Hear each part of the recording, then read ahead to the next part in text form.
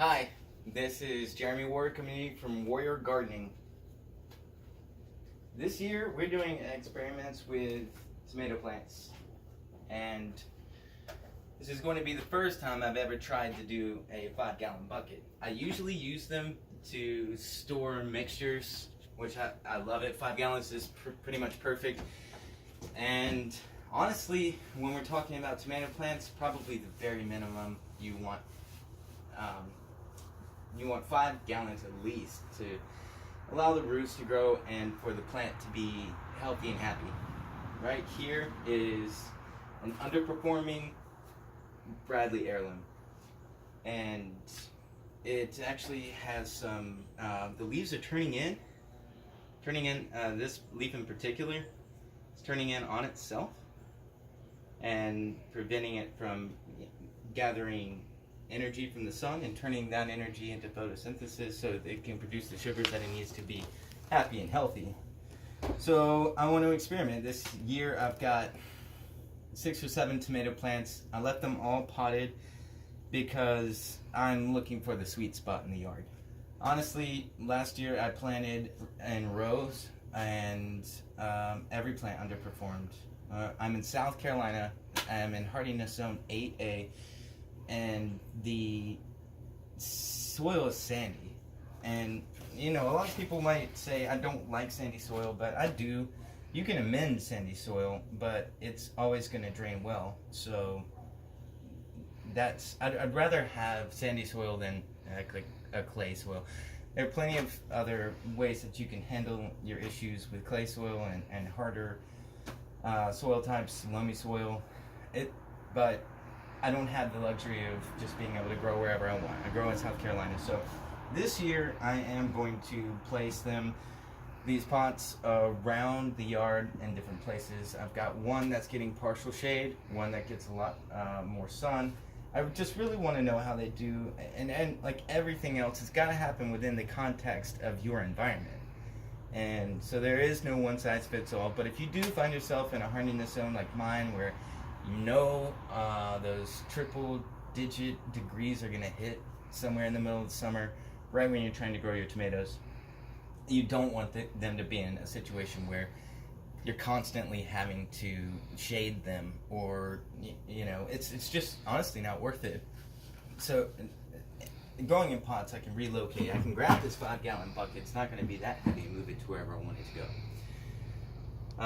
Enough about the reasoning. I'm just going to go ahead and jump in. I've got my drill. This is I think a 3/16 bit. I think that's going to be enough to provide the drainage that I need without washing away all of my nutrients. So the first thing I'm going to do is go ahead and turn it over and drill about 5 to 7 holes. So I'm not wasting any more time. I'll go ahead and do that. So I want them equally spaced to allow for a good flow. So I'm going to put one right in the middle. And then some symmetrical drilling here.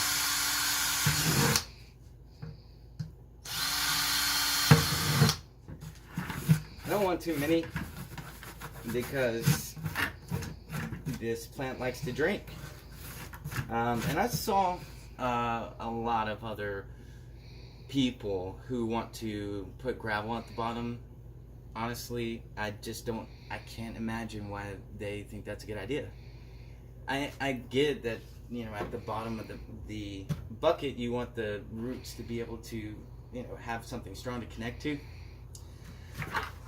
It's 5 gallons of dirt. It's going to be heavy enough. I think that the root system is going to grow out well.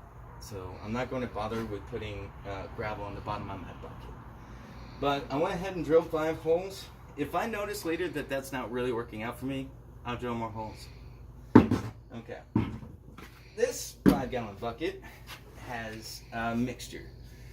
I got a heavy mixture of peat moss and vermiculite. Peat moss is going to help your soil retain the water, and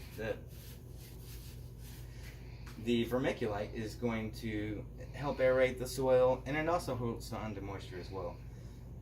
Since it's in a pot and I have a hose, I'm not so worried about it drying out all the time, but you know, you get a really hot day, you're at work, there's not a lot that you can do. That's why I only drilled 5 holes. The water's going to stay. It's going to be okay, especially in the bottom 1/3. I'm going to go ahead and get this mixture going. Also, I will say I did take some topsoil and mixed it in, and I had old compost from my compost bin, and there's a little bit in there. Honestly, I would have put more compost, but I ran out. I grow my own compost here, so yeah. The first thing I'm going to do is fill it up about 2/3 of the way.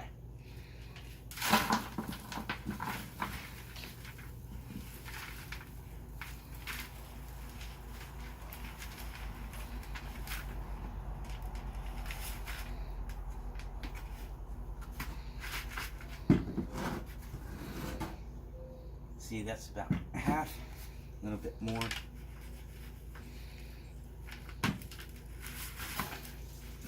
That'll do it. In fact, I'm going to take a little bit out. Okay. That's about 2/3 of the bucket full. I have never used a chemical fertilizer. Never. But I've been doing a lot of research. I have always gone all organic everything. But after doing a lot of research, I've come to know that minerals are minerals, and this is not as dangerous as you would think, especially if you're going to be doing it in pots. You know, the nutrients are going to wash out. So this is a slow release, Miracle Grow shake and feed all-purpose plant food. And like I said, this year's about experimenting. I've never used the Miracle Grow. I've only ever stayed with my compost, which don't underestimate the power of compost. In fact, you could just use compost and then your next season continue to use the same dirt, just mix in a 1-to-1 mixture of your compost, and you'll be good. But okay, what I'll do is mix the equivalent of 1 tablespoon into this 2/3 bucket. Now, what's a tablespoon? How am I judging it? They have a guide. And once you're about right there, where you start to see that there's a sparse black space in between, you're pretty much good to go. I do not like to overdo it with fertilizer, but they're heavy feeders. They need to have fertilizer. So I'm going to use my hand shovel to just mix it in. So the soil that the plant is going to sit on will have the most nutrients. And so when those roots go to look for more nutrients, they're going to find them. And it's a good mixture. I think it was like 13.84. It's weird. But it's high on nitrogen. I want to warn you of that, because being high on nitrogen means, most people are already going to know, that you'll get a lot of foliage, but you will not get a lot of flower.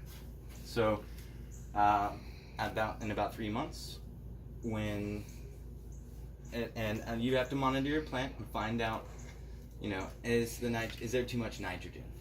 So if there's too much nitrogen, you're going to want to add your potash and calcium, potassium,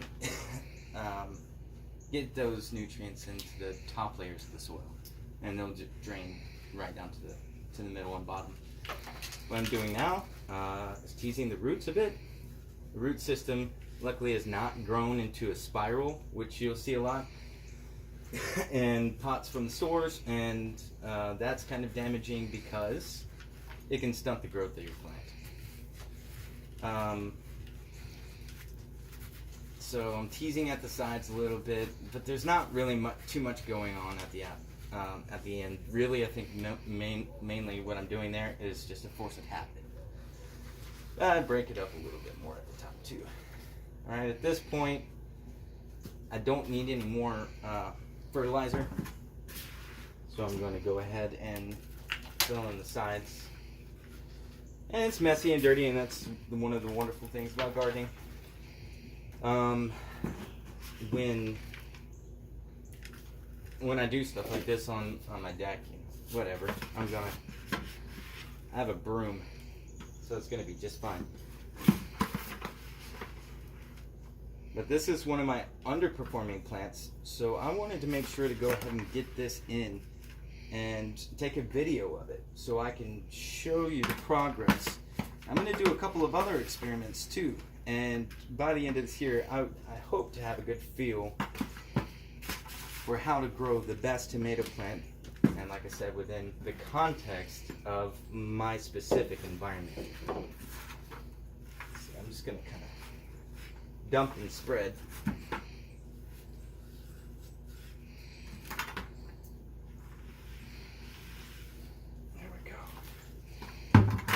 There's something that every person who's going to end up growing tomatoes should know about what I'm doing here. Tomatoes get blight, and if the bottom leaves are touching the ground, or if you've got a lot, kind of like this, a lot of dirt that's just on the stem, it could lead to blight, and blight's no bueno for the tomato plant. All right, I've got it in. It's exactly the amount that you want to see when you've got a 5-gallon bucket.